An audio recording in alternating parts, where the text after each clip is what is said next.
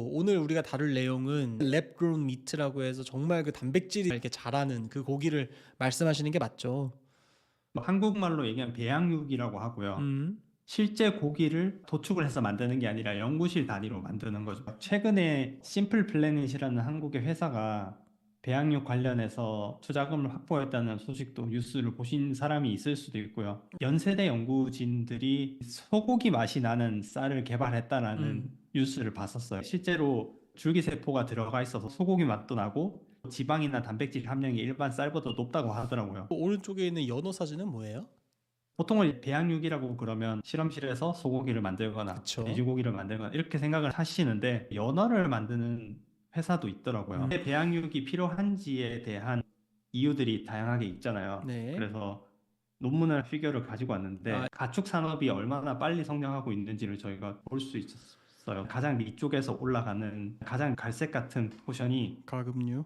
폴트레이라고 해서 가금류, 뭐 네. 닭이나 뭐 칠면조나 오리 같은 이런 것들 생각하시면 되고 음. 그다음에 많이 차지하는 게 유. 피그 미트, 뭐 돼지겠죠.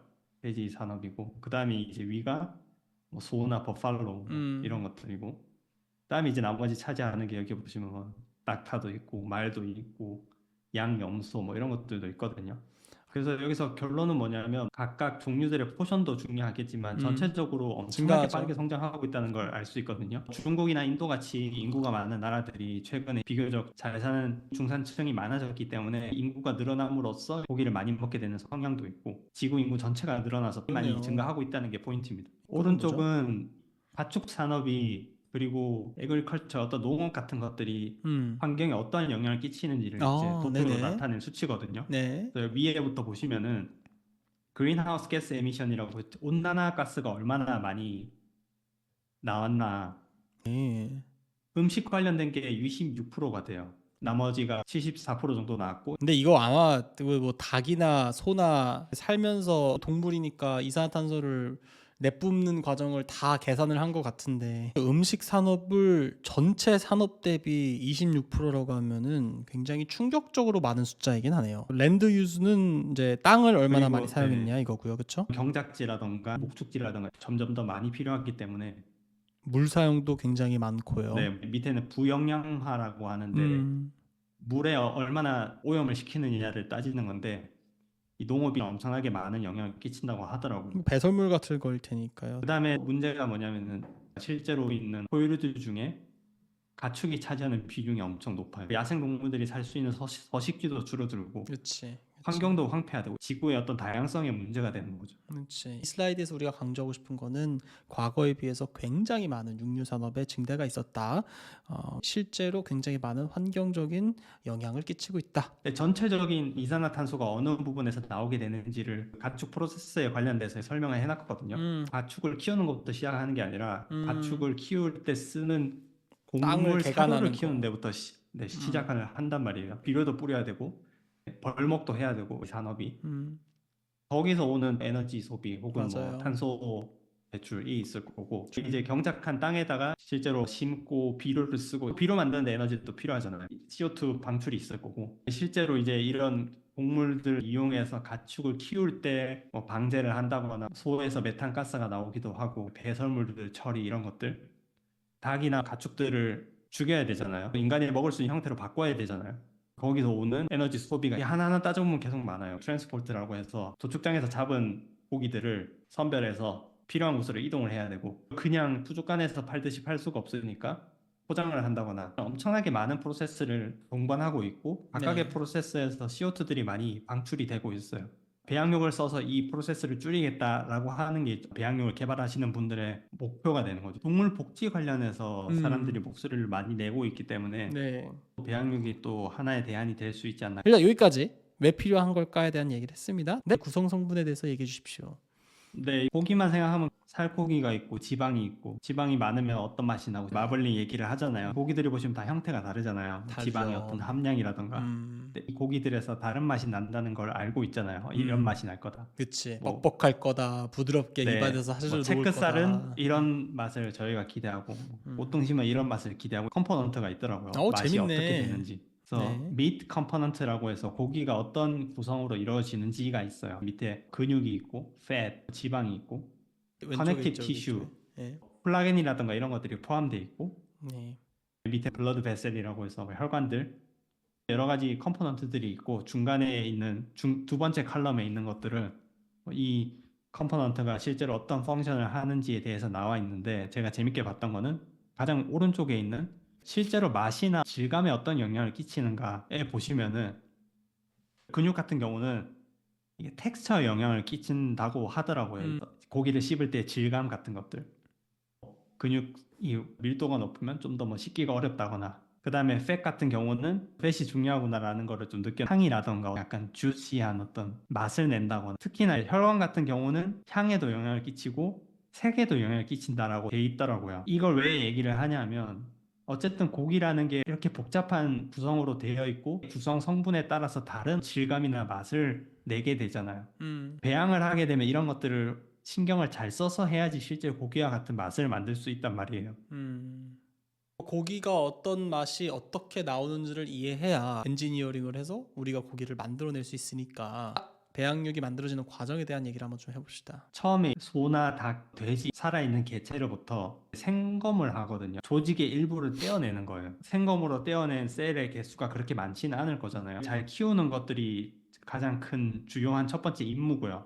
그러면 이제 어떤 일이 벌어지냐면 세포가 위쪽의 세포가 이제 떼어내졌잖아요. 네. 근데 얘들이 실제 소나 돼지나 닭에 있는 환경에 처해 있어야지만 배양을 잘 할 거 아니에요.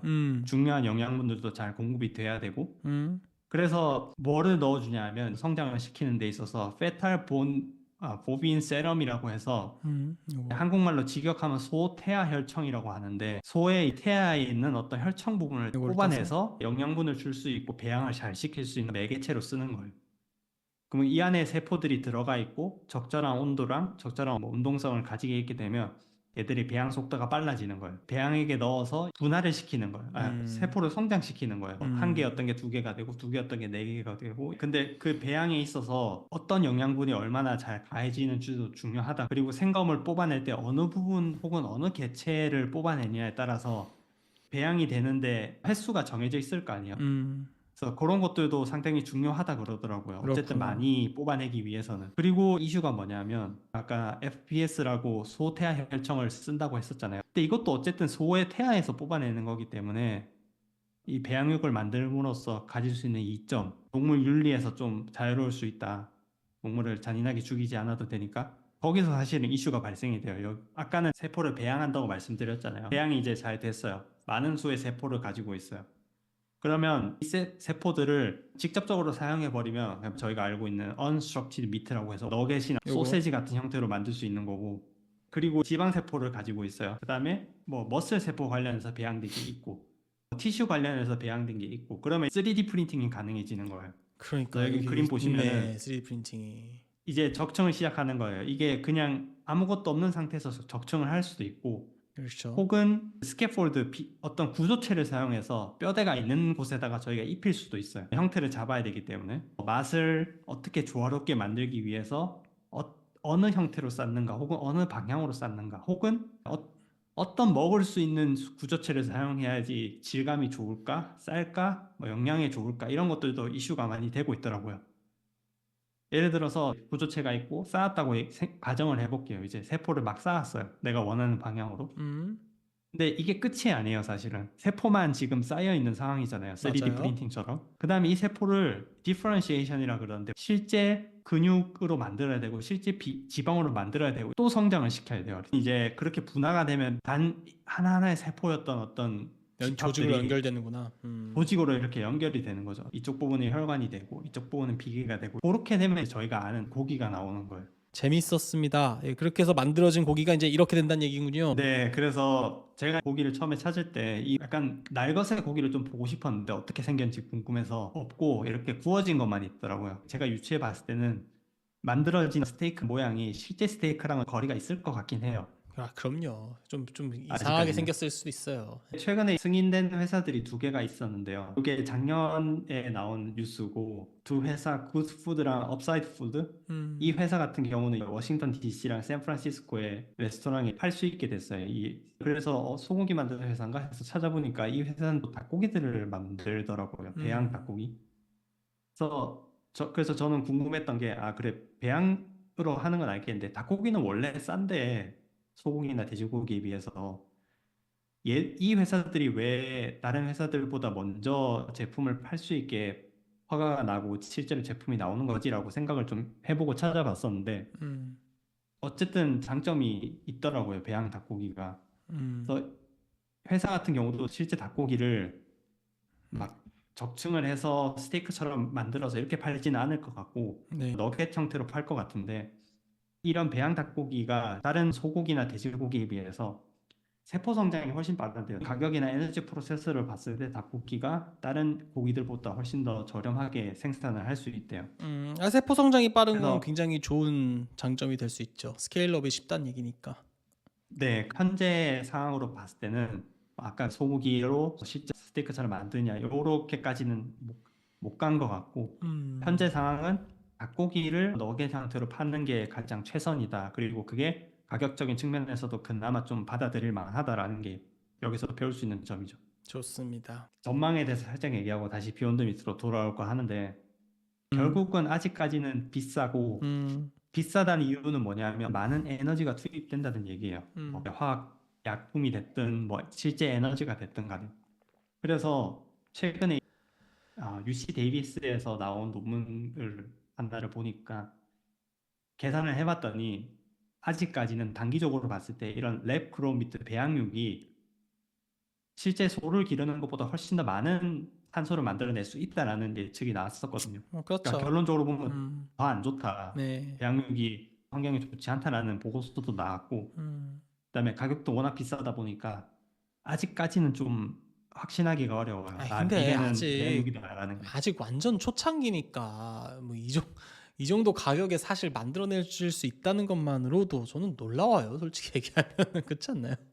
미국에서는 소산업이 엄청 중요한 산업이잖아요. 네. 목축업, 뭐 낙농업부터 시작해서 목축업이라든가 협회도 엄청나게 크고 그리고 그게 미국 정부랑도 많이 연관이 돼 있고 그다음에 또 중요한 게 뭐냐면은 미국에서 옥수수 많이 기르잖아요. 네.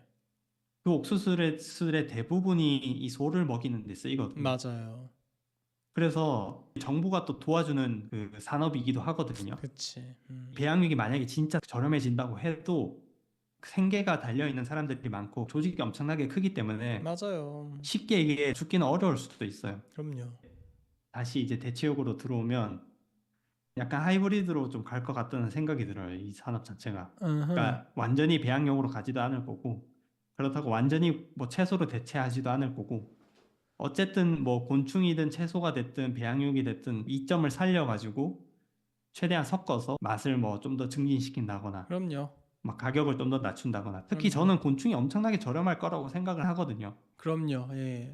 그 그래서 곤충의 또 영양 성분이 굉장히 좋다는 얘기가 많았고 그것보다도 저는 곤충에 네. 대한 장점을 뭐라고 갖고 있냐면은 인류가 곤충을 그렇게 활용해 본 적이 별로 없어요. 곤충을 활용할 수 있다라는 측면은 굉장히 좋은 거죠. 네, 직접적으로. 곤충은 윤리랑 크게 관련이 없고 아직까지는 모르죠 뭐. 뭐 곤충. 미래가 되면 어떨지 모르겠지만 예. 그다음에 워낙 생존력이 좋기 때문에 번식도 잘하고 맞아요. 적은 공간에서 적은 에너지를 투여해서 좋은 단백질을 만들 수 있지 않을까. 근데 저는 솔직히 그렇게 생각해요. 저는 이게 그냥 단순히 이렇게 이해를 하면 되는 게 아니라 저는 이게 2, 30년 뒤면은 무조건 우주 산업이 뜰 거라고 믿거든요. 워낙 투자가 많기 때문에. 그러면은 뭐 그게 달이 됐든 화성이 됐든 테라포밍이 되면은 거기서도 어쨌든 고기를 먹어야 되잖아요. 거기서 소나 닭을 키울 수는 없으니까 최소한 거기에서는 어쩔 수 없이 배양육밖에 옵션이 없는 거예요, 솔직히 얘기하면. 그럼 이게 우리가 얘기한 게 단순히 그냥 푸드 인더스트리가 아니라 이게 다 어떻게 보면 에어스페이스에 관련된 섹터로 묶일 수가 있는 거거든요. 좀 자꾸 여러분들이 상상력을 좀 많이 발휘하셨으면 좋겠어요. 그냥 배양육 해가지고 뭐 세포하면 맛도 없고 뭐 그냥 비싸기만 하고 환경오염 더 일으키고 하지 말자 이렇게만 보는 게 아니라 자꾸 여러분들이 생각을 확장을 하게 되면 또 좋은 연구들이 많이 생길 수 있으니까 이거 한 두세 시간은 더 얘기할 수 있을 것 같긴 한데 일단 박사님 보내드려야 되니까 여기서 좀 끝내도록 하겠습니다. 어떠셨어요? 오늘 같이 한번 배양육에 관한 얘기를 쭉 해봤는데요. 다음 시간에 또 새로운 주제, 재밌는 주제로 찾아뵙도록 하겠습니다. 시청해주셔서 감사합니다. 박사님 고맙습니다. 네, 감사합니다.